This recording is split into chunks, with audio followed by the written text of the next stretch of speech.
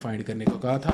अब नेक्स्ट जो क्वेश्चन है ना वो सेम ऐसे ही करना है, कोफिशिएंट वाला कहता है find the coefficient of, same ऐसे ही करना है। लाइक अगर आपको यही क्वेश्चन दे दिया जाए, अब मैं कह दूं कि find the coefficient of y की पावर 3, इन्वॉल्विंग टर्म ना लिखूं, मैं लिख दूं फाइंड कोफिशिएंट ऑफ, मैं इसको सिंपली COF डॉट लिख रहा हूँ, कोफिशिएंट ऑफ y की पावर 3। आप पूरा इस तरह निकालोगे y की पावर 3 वाली टर्म, इसमें बता दो कि y की पावर 3 का कोफिशिएंट क्या है 462 x की पावर 5। यहाँ पे क्योंकि वेरिएबल आपका x नहीं है, आपका ओरिजिनल जो वेरिएबल है वो y है। ठीक हो गया।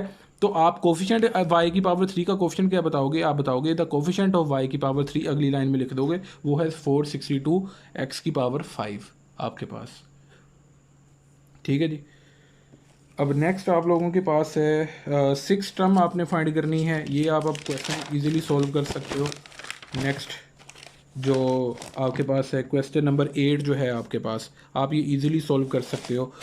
6 टर्म आपको बताया है, तो 6 टर्म फाइंड करने के लिए TR+1 में r की वैल्यू कितनी पुट करोगे, you will put r is equal to 5। Actually आप r की जगह 5 पुट कर दोगे अगर आप 6 टर्म कैलकुलेट करना चाह रहे हो। फार्मूला वही लगेगा जैसे मैंने आप लोगों को सॉल्व करवाया है।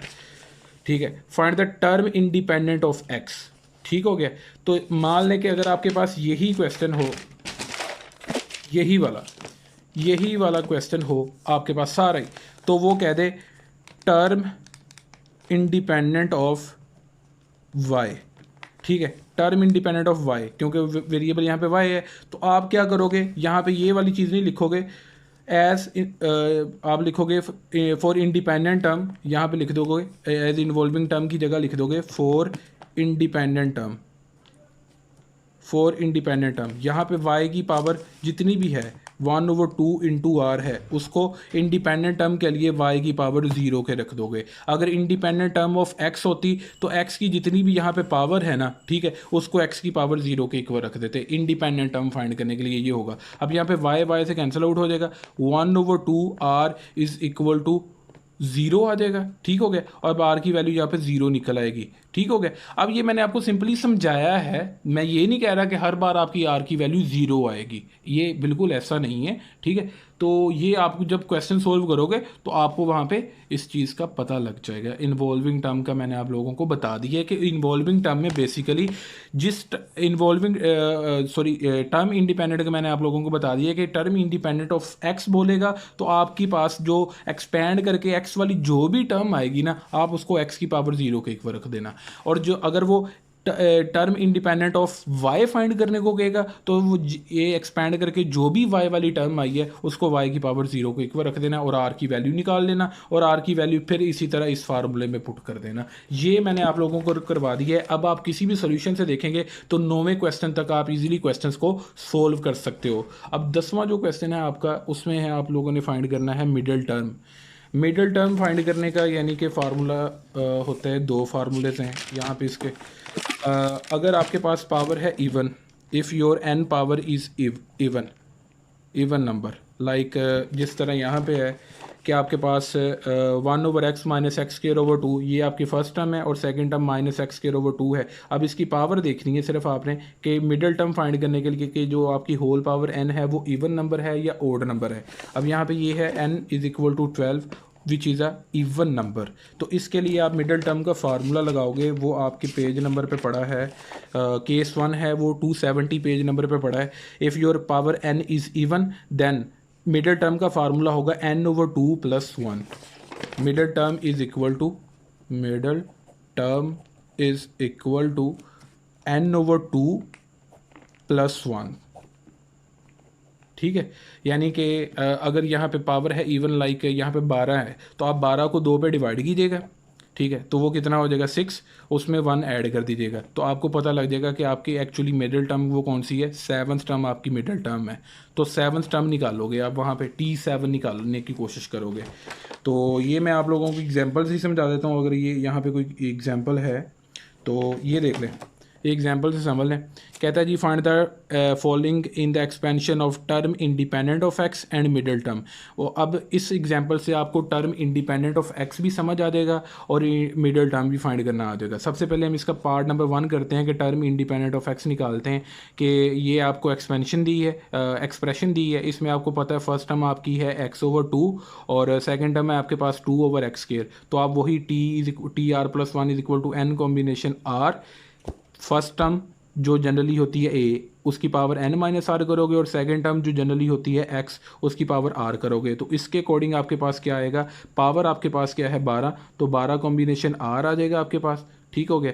और फर्स्ट टर्म क्या है आपके पास x/2, उसकी पावर 12 माइनस आर हो जाएगा n माइनस आर की जगह। और सेकंड टर्म आपके पास क्या है 2/x² और उसकी पावर आपके पास सिंपली आर हो जाएगी, ठीक हो गया। तो ये उसने लिखा हुआ है, ये देख लें यहाँ पे उसने यही चीज़ लिखी है जो कि मैंने आपको मैनुअली लिख के बताई है, ये 271 पेज नंबर पे मौजूद है।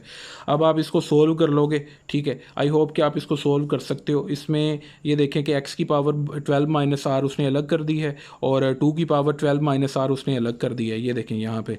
और यहाँ पे ऊपर 2 की पावर आर उसने अलग कर दी है और x की पावर 2 जो है बटे में ऐसे थी, 2 की पावर आर ऊपर उसने सेपरेट की है और नीचे x² था उसकी पावर आर उसने सेपरेट की है। तो ये बन जाता है नेक्स्ट स्टेप में, एक ही स्टेप में उसने लिख दिया इसको, x की पावर 2r बन जाती। अब उसको वो उठाकर ऊपर ले गया तो नेक्स्ट स्टेप में उसने लिख दिया 2r और x के साथ उसने लिख दिया x की पावर -2r। ये नीचे पॉजिटिव 2r थी, ऊपर जाकर उसने ये -2r बना दी। तो ये इस उसने सॉल्व कर लिया है। और नेक्स्ट स्टेप में उसने बताया कि जी ये x वाली टर्म है और एक ये x वाली टर्म है, सेम टर्म्स मल्टीप्लाई हो रही हैं तो उसने उनकी इनकी पावर जो है ना वो ऐड कर दी।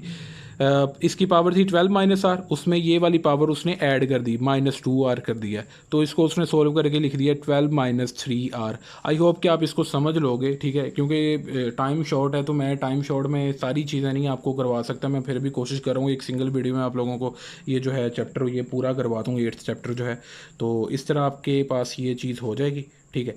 अब आपने term independent of x find करनी थी, तो मैंने आपको बताया था कि जब आप सारा एक्सपैंड करके, सारा जो एक्सपैंड आपने कर लिया है, यहाँ तक आपने एक्सपैंड कर लिया है, एक्सपैंड करके जो भी x वाली टर्म आएगी ना उसको x की पावर 0 के इक्वल रख लेना। अगर आप term independent of x find करना चाह रहे हो तो x वाली जो भी टर्म आएगी ना उसको x की पावर 0 के इक्वल रख लेना। तो इससे होगा क्या, आपका जो x है ये जो x कैंसिल आउट हो जाएंगे, सिंपली बचेगा 12 - 3r इज इक्वल टू 0। तो यहाँ से आप r की वैल्यू निकाल सकते हो विच विल बी 4। तो आप आर की वैल्यू 4 आपको अब पता लग गई है। इसको इक्वेशन नंबर 1 का नाम दे के यहाँ पे आर की वैल्यू आप 4 पुट कर देना, तो 4 + 1 5 बन जाएगा। तो इंडिपेंडेंट टर्म बेसिकली 5 थी आपकी, 5th टर्म थी, उसका आंसर निकल आएगा।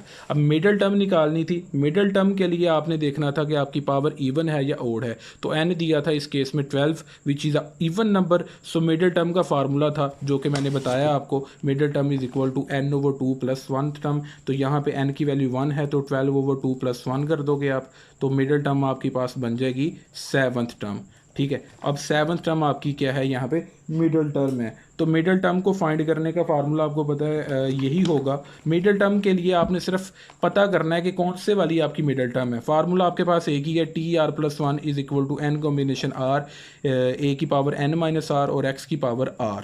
a से मुराद फर्स्ट टर्म और x से मुराद सेकेंड टर्म।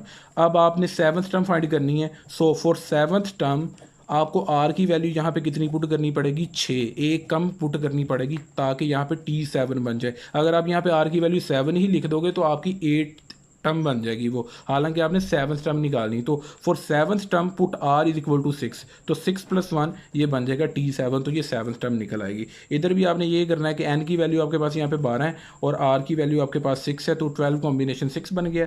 a से मुराद होता है फर्स्ट टर्म, इस केस में फर्स्ट टर्म क्या है x/2, तो x/2 की पावर 12 माइनस आर की वैल्यू 12 - 6। और ये जो x की पावर आर यानी सेकंड टर्म की पावर आर है, सेकंड टर्म है 2/x², 2/x², उसकी पावर कितनी है आपके पास, r है, तो r की जगह क्या लिख दोगे आप, 6। अब 12 कॉम्बिनेशन 6 को आप सोल्व कर लोगे, ये मैं आपको डायरेक्ट बता देता हूँ।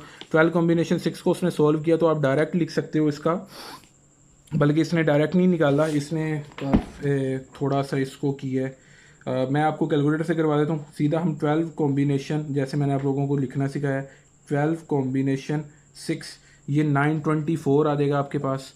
आफ्टर दैट आप x की पावर x/2 की पावर 6 लिख दोगे और 2/x² की पावर 6 है, तो इसमें आप x की पावर 6 ऊपर अलग करो, 2 की पावर 6 अलग करो, और इधर 2 की पावर 6 अलग करो और x² की पावर 6 अलग करो, तो ये चीज़ इस चीज़ से कैंसिल आउट हो जाएगी। x की पावर 6 है और नीचे x² की पावर 6 है, तो 2 × 6 विल बी 12, तो ये 924 है। तो ये आपके पास 924 x की पावर 6 ओवर x की पावर 12, तो आप ये समझ लें कि ये 6 जो है ना, ये 12 में से 6 के साथ कैंसिल आउट हो गया, ठीक है। तो बटे में बच जाएगा x की पावर 6 बच जाएगा।